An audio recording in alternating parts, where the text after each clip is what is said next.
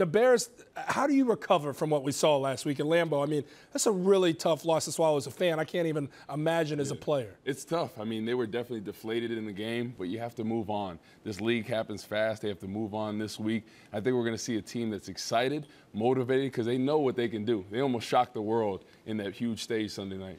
So I told you when you first walked in, I said, I'm worried, man. Sierra's husband is in town, man. Russell Wilson, the quarterback for the Seattle Seahawks. He's a very dangerous guy who can run it and can throw it. But you told me I shouldn't be concerned. No, you shouldn't. You look at last week, Denver really got after him. 6 sacks. They were pressuring him all day.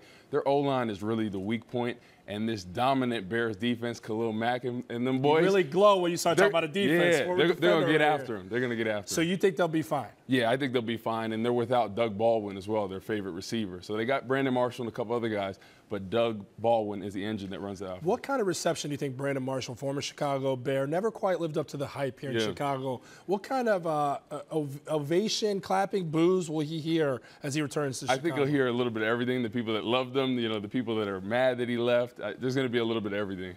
Well, I think the honeymoon, it seems like, is kind of over as quickly as it started with Coach Matt Nagy and with Mitch Trubisky. Mitch Trubisky in his second year, people really high on him. And there's still some who are. And also the coach, in coaching his first game, really gave it away in the second half, people feel like. So the honeymoon over, now they're a part of this thing. So they're receiving criticism like any Bear would. Yeah. Is it fair for Mitch, starting with him?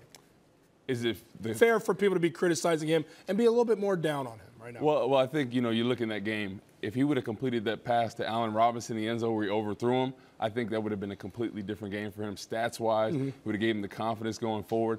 But he didn't turn the ball over, so which is a good thing, positive. I feel good about this offense, and it's a work. Rome wasn't built overnight, just like this offense. So it's a process. Okay. Trust it. Okay. Trust it. Trust the process. You tell me to be patient. Okay, so before I get back to Nagy, I'm going to stay here on Trubisky.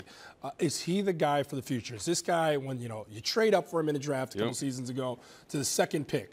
You're watching other quarterbacks who got picked behind him do a lot better, like Patrick Mahomes of Kansas City, like Deshaun Watson for the Texans.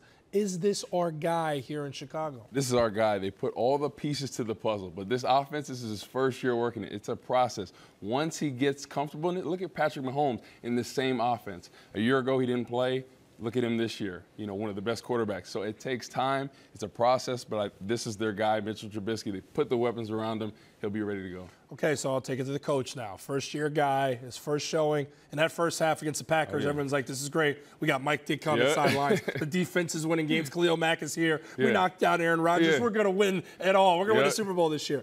Hold the phone. Aaron Rodgers returns in the second half. Our game plan was a little bit too conservative. They started to handcuff Mitch Trubisky. We lost the game. Not a lot of people are high on Coach Nagy right now. Is he the guy to coach these Bears? It's only been one game. He is the guy. And you look at the way they came out, right? It's a learning experience.